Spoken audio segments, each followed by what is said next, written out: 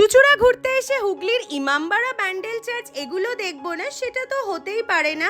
10 টাকা প্রতিজনের প্রবেশ মূল্য দিয়ে ঢুকে গেলাম ভেতরে।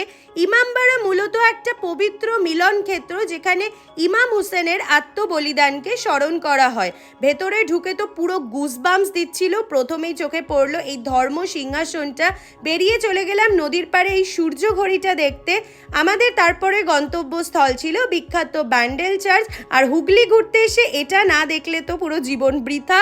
তো 25শে ডিসেম্বরের টাইমে প্রচণ্ড ভিড় পেয়েছিলাম, কিন্তু এবার একটু নিরিবিলিতে জেসাসের কাছে প্রে করতে পারলাম।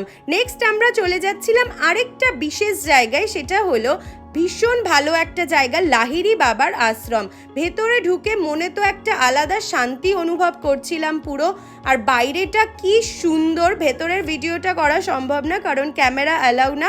তোমরা কে কে হুগলি থেকে আমার ভ্লগ দেখো অবশ্যই কমেন্টে জানিও।